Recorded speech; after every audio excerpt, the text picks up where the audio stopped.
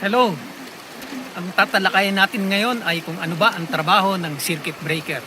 Dito sa video ito ay hihimayin natin kung ano ang ginagawa ng circuit breaker. Hi! Magandang araw! Ako uli si Kuya Nats, ang Kuryente Nats. Ang paksa natin ngayon ay tungkol sa circuit breaker.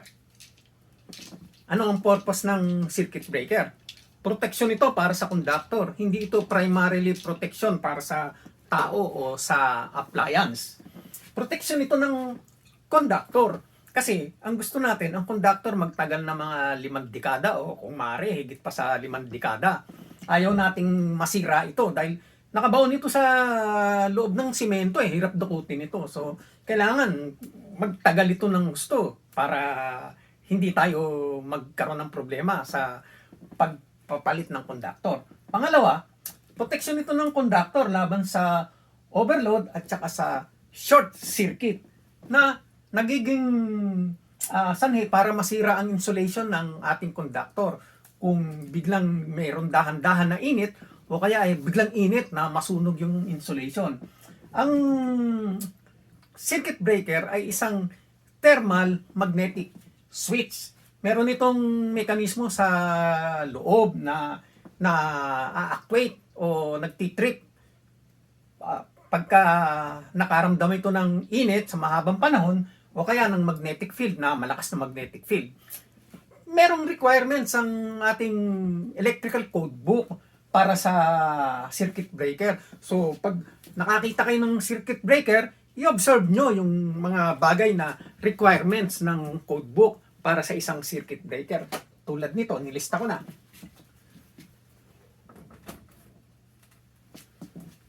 Ayan, ito ang mga section na makikita natin sa code book, sa Philippine Electrical Code Book, na magsasabi sa atin anong dapat maobserbahan natin sa circuit breaker. Unang-una, ito, inano ko na lang, pinaraphrase ko na lang, words ko na ito. Pag pinuntahan nyo sa codebook, yan din ang ibig sabihin. Sa una, dapat trip-free at pwedeng patay bukas ang circuit breaker manually. Ayan, dapat manually na gagalaw natin at saka trip-free. Kahit maipit siya ng ganun, at kung talagang merong overcurrent, gagana pa rin yung mechanism niya sa loob. Pangalawa, nakamarka ang on-off. So, tingnan natin. Ito, okay, meron, nakamarka yung on-off. Ganon din ito, nakamarka din, pero wala sa handle, nandun sa itaas. Etong isa, nasa handle, nakamarka yung on-off. Saka pagka nasa upright position siya, ang on makikita natin nakamarka, tsaka ang off makikita natin pag nakababa. Kasi sakaling ang circuit breaker nyo katulad nitong itim, ayan, mahirap makita yung on-off. So, ano pa? Non-tamperable at non-adjustable. So, tingnan natin, hindi ito pwedeng baklas. Saka, nakamarka ang ampere rating. So, dapat makita ninyo kung ano yung ampere rating niyan. Tulad dito, nakalagay din dito 20 amperes. Dito sa isa, 63. So, nakamarka. Ano pa? Nakamarka ang ampere rating sa handle. Wala, hindi nakamarka rito sa handle. Ganun din itong dalawa, hindi nakamarka sa handle. Ngayon ito, nakamarka sa handle. Ito rin isa, nakamarka sa handle. So, yung pinakita ko sa inyong nauna, may kakulangan. Sablay siya sa rules ng ating codebook. Tapos ang panghuli, nakamarka ang interrupting rating. Maliban na kung ang interrupting rating ng circuit breaker ay 5,000 amperes. Ito, nakamarka rito, 3,500. Itong isa, 6,000. Itong isa, 4,500. So, itong dalawa na wala akong makita, ibig sabihin, 5,000 ang ampere rating nila. Yun. So, ngayon, para madagdagan ang ating kaalaman sa tungkol sa circuit breaker, kung paano ito nagtatrabaho, ay examinin natin ang laman nito, ang internal mechanism nito na nagiging sanhi paano nakakapagbigay sa atin ng protection nito laban sa overcurrent. Para nang sa gayon, kung sa ating trabaho, magda-diagnose tayo, ma-analyze natin ng mabuti kung may diferensya yung ating circuit breaker dahil alam natin kung paano ito gumagana. So, ganito. Alamin natin yung mechanism sa loob na nagbibigay sa atin ng thermal sensing at saka ng magnetic sensing. Pagkatapos, papakita ko sa inyo yung time current curve ng bawat circuit breaker. Para sa ganun, lumawak ang kaalaman ninyo paano ito gumagana. Dalawa ang trip function ng ating circuit breaker. Meron tayong thermal sensing at saka magnetic sensing. Yung thermal sensing, nagre-respond dyan sa overload current gamit ang bimetallic strip. At ang bimetallic strip, gawa yan sa brass at steel na magkaibang thermal expansion. So, ganito mangyayari. Yung ating thermal sensing, ito ang magdudulot niyan. Merong fixed contact na hindi gumagalaw na nakadikit sa bimetallic strip. Ito namang bimetallic strip for small overload of long duration. Halimbawa, ang ating circuit breaker 20 amperes ang rating. Tapos ang pinadaan lang natin diyan, let's say more than 20% ng o 20% ng circuit breaker rating for the 24. Dahan-dahan mag-iinit. Tapos itong ating bimetallic strip, babaluktot yan, slowly distorts during overload until contact opens. Yan. Nagtitrip yung ating circuit breaker gawa ng overload. How quickly it distorts depends on the rating of the breaker and the overload current. Halimbawa, yung ating circuit breaker, ang overload natin 200%, 300%, mas mabilis magtitrip yung ating breaker. Mas mababa yung overload natin, mas matagal ang duration, baka abutin pa tayo ng oras. So, mangyayari, kung mawala ang overload bago mag-trip ang device, mag-cool down itong ating bimetallic strip. Tapos babalik siya sa normal, didikit uli yung contact. Balik sa normal ang daloy ng ating kuryente. Ito naman ang mechanism ng ating magnetic sensing. Meron tayong coil at sa gitna ng coil, meron tayong armature na may hammer. Tapos sa ibaba niyan, meron tayong fixed contact na nakadikit sa movable contact. So, pag may dumaan na massive fault current, may energize itong ating coil, itong ating sensing coil. At pag na-energize yan, malaking amount ng magnetic field ang mapoproduce dyan. Yung hammer sa loob ng ating armature, tutulak yan pababa. Hammer moves forward and opens the contact. Ayan. So, trip ang ating breaker.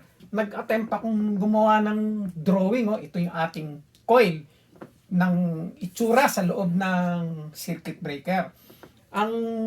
Yung kulay pula, yan ang pathway ng kuryente pag dumadaan siya ng normal sa circuit breaker. So, papasok muna sa dito sa terminal yung kuryente, dadaan siya sa track, tapos dadaan siya sa bimetallic strip hanggang sa braided copper wire, tapos dito na naman siya sa movable contact, ito yung gumagalaw. Tapos contact pads, babalik siya sa track, dadaan siya sa magnetic coil, labas na naman siya sa terminal. Yun. Yan ang pathway ng kuryente. Ngayon, pag may overload, etong bimetallic bimetallic strip, dahan-dahan itong mag-iinit at babaluktot ito pababa, ganun. Ang mangyayari, tutulak niya yung braid pababa. Pero itong lever, tutulak itong papunta rito sa kanan. Hihilahin niya itong ating movable contact, madi-disconnect. O yun, nag-trip yung breaker natin sa overload. Hindi mo maibabalik yan kung hindi mo Kasi ang handle niyan, bumagsak din sa off eh. Uh, hintay mo muna mag-cool down para bumalik yung straight sa diretso. Kasi pag hindi, nakabaluktot pa rin siya, hindi mo may tataas yan dahil tinakahilang ganun eh. So, balik ng balik. Palamigin mo muna. Pag nakadiretso na yan, pwede mo nang ibalik yung handle, babalik yung contact ng ating contact pads. Ngayon, pag meron namang short circuit, napakalakas na kuryente ang dadaloy dito. For a moment of time, instantaneous lang. Pero, sapat na yun para mag-produce ng malaking magnetic field dito sa coil. Babagsak yung ating hammer na nasa loob ng armature. Tutulak niya itong lever, oh. Tutulak niya, naka-secure yan dito. So, pag tinulak niya, mababali yung contact ng ating contact pads. Mawawala yung, magtitrip yung breaker, mawawala yung daloy ng kuryente, mabilis na mabilis din. At ang mangyayari, balik na naman itong ating hammer sa itaas. So, kapag ganyan, at hindi naman nag-init yung ating bimetallic metal, pag nag-off yung handle, madaling maibabalik natin yung pataas. Yung dalawang yan na function ng magnetic sensing at saka thermal sensing, ang ginagamit nating protection sa overload at saka sa short circuit. Isa pa pala, yung breaker, magtitrip yan kung ang overcurrent ay lampas sa design limit ng ating circuit breaker. Yan ngayon ang susunod nating papakita sa inyo, yung time current curve ng circuit breaker. Mahalaga yon dahil doon yung maintindihan further paano gumagana ang ating circuit breaker. Time current graph o curve tayo. Pero bago ko paliwanag sa inyo to, konting trivia muna tayo. Punta tayo dito. Concept of drift curve originated in the International Electrotechnical Commission. Yan ang gumagawa ng mga standard ng safety, reliability at efficiency para sa mga technologies at saka mga produkto na binebenta para sa electrical products. Alphabetical code used to categorize breakers B, C, D is from IEC standards. Katulad nito, meron akong dalawang sample ng breaker na to. Yung isa, nakasulat sa kanya C63. Ito namang isa, pag tiningnan nyo sa likod, category A. Itong category A, mababa lang ang design limit ng nito, short circuit. So hindi nyo pwedeng ikabit ito sa aircon o para sa motor. Itong C, pwede. So mamaya papaliwanag natin yan. Kaya nga maganda itong graph na to. Daan-daanan yung matututunan paano pumili ng circuit breaker. Itong category A, para lang yan sa mga laptop, semiconductor, yung mga resistive load na mabababa. So, trip curves are defined in IEC standard. Ito yung numero. Yung isa rito, nakitaan ko ng literature, nakasulat sa kanya, IEC standard ito, 60898I. Yan. So, dahan-dahan tayo natututong bumasa ng nakamarka sa circuit breaker. Trip curve responds to two different trip functions within the circuit breaker, thermal and electromagnetic. Ayan. Pag tinignan ninyo, itong curve na to, ito ang response ng ating time curve sa overload. At ito namang padiretsyong ito, yan ang short time trip values para sa short circuit na mga values. Ngayon, bago ko ipaliwanag sa inyo to, punta muna tayo dito sa dalawang klase ng graph para maunawaan ninyo ng gusto. Paano magbasa ng trip curve para sa circuit breaker. Meron tayong dalawang klase ng graph dito. Isang scalar graph at saka isang logarithmic graph. Itong scalar graph, ano yan? 1, 2, 3, 4, 5, sunod-sunod. 1, 2, 3, 4, 5. So, pagka gumawa tayo ng graph, halimbawa, meron tayong graph na ganito ang curve. Scalar graph yan. Nagre-respond yan 1 to 1 correspondence.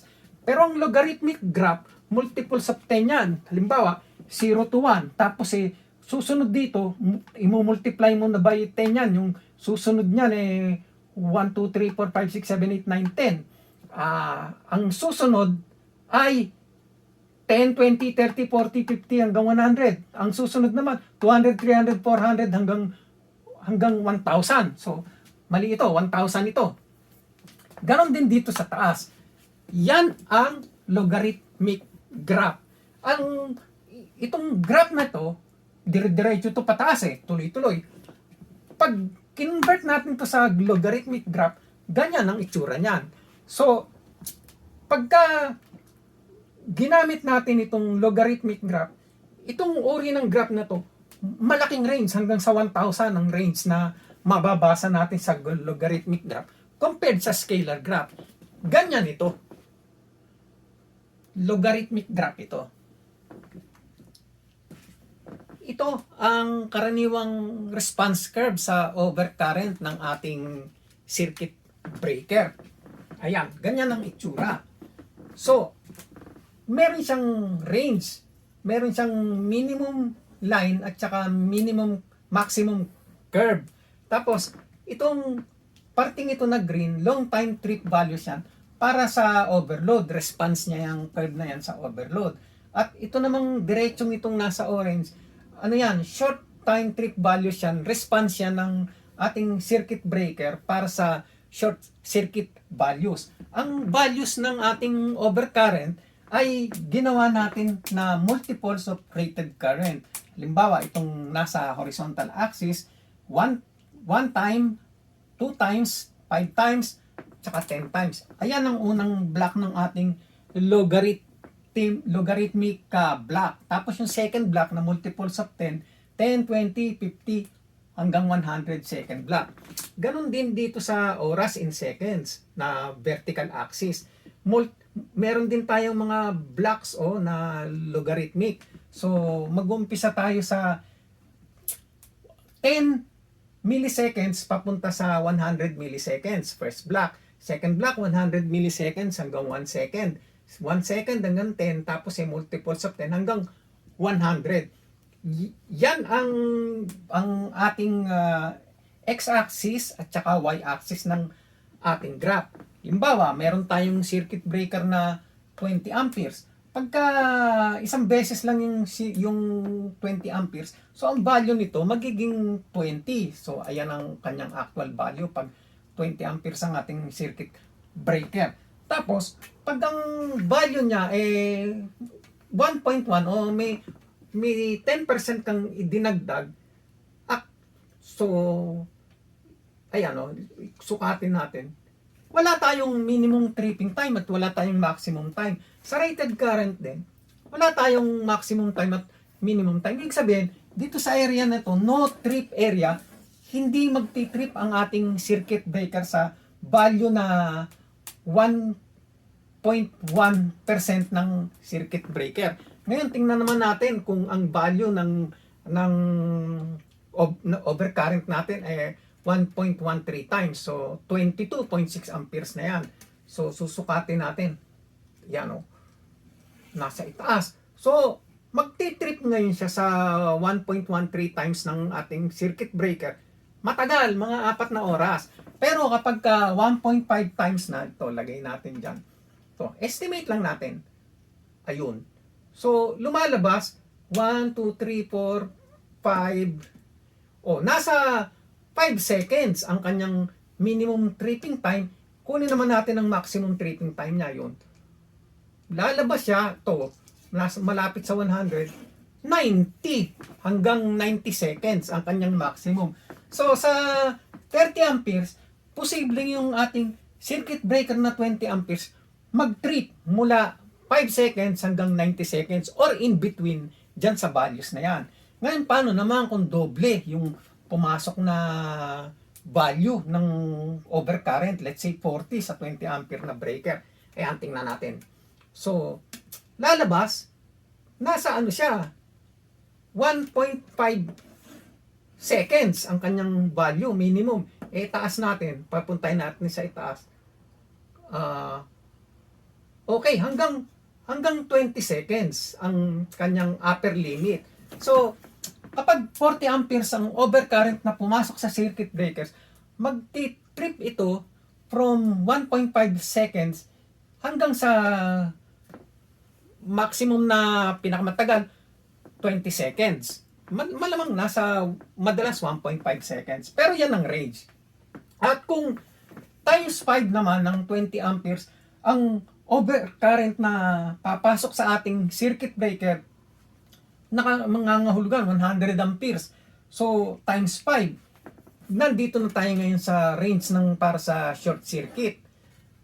Kasi mataas na yan, times 5 na yan. Kaya kung kukunin natin, straight line. So, ang minimum natin, 10 milliseconds. Ang maximum natin, dahil straight line, 10 milliseconds din. Hindi na natin i-extend yan dito sa hanggang sa itaas na papalo tayo sa 1.5 seconds o 1.2 seconds.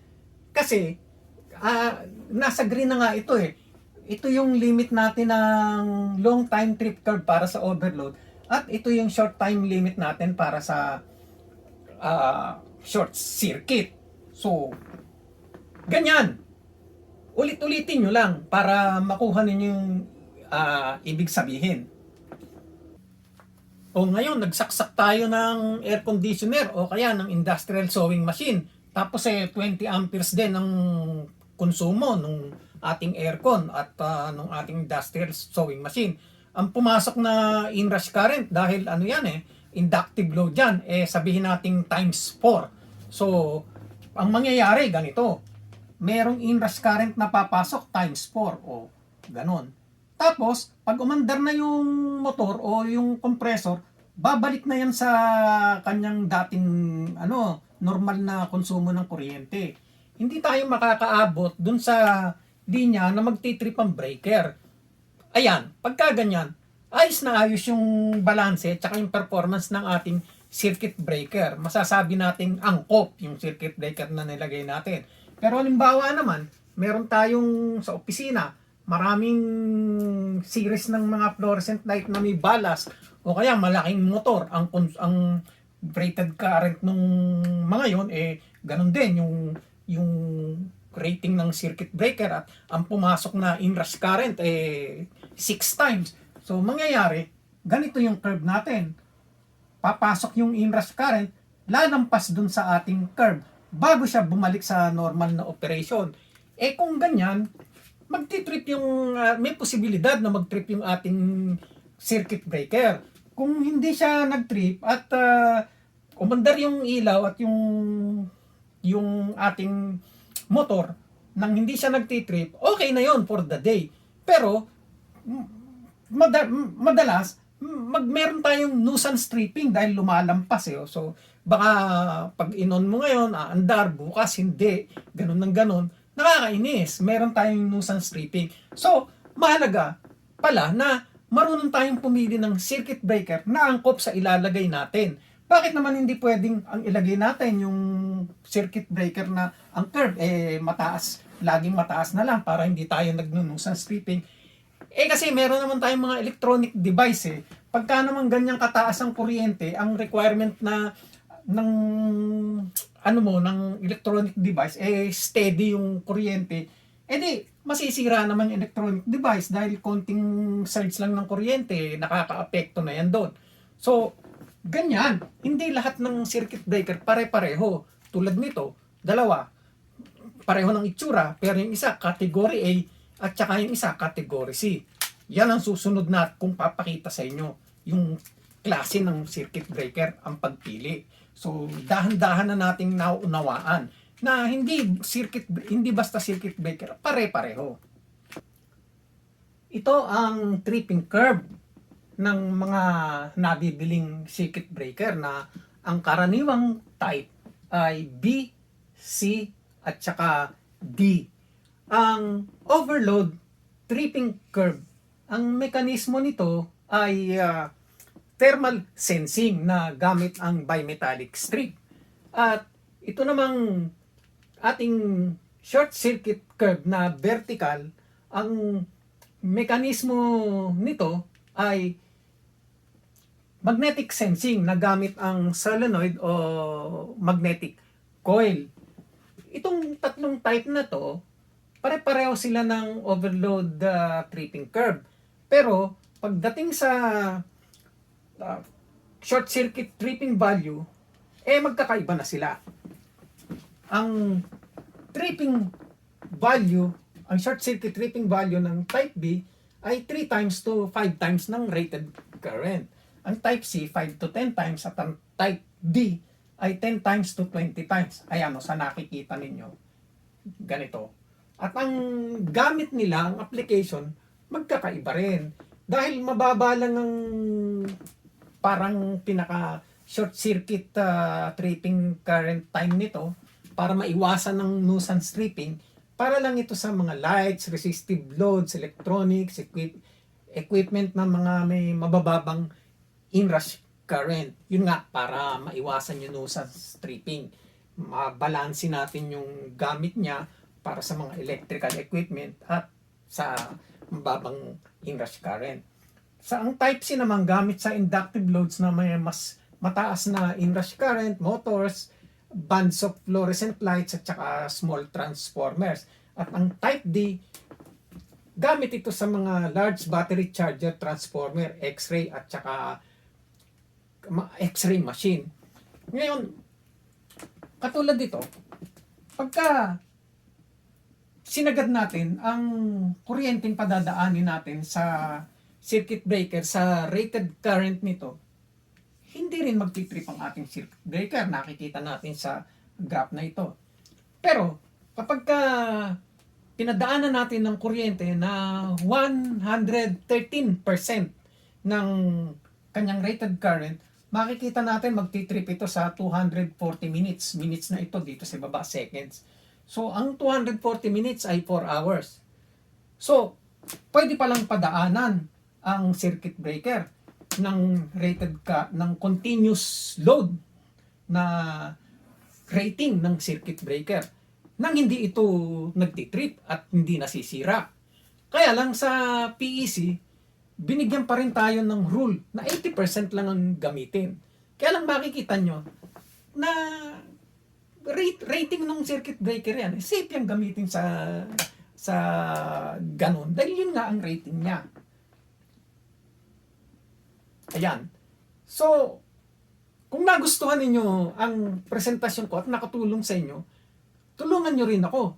I-like ninyo, i-share, at saka mag-subscribe kayo sa aking channel para makita nyo pa yung iba kong mga video na marami kayong matututunan, makakatulong sa inyo para ang elektrisyang Pilipino ay lalong maging maalam at matalino.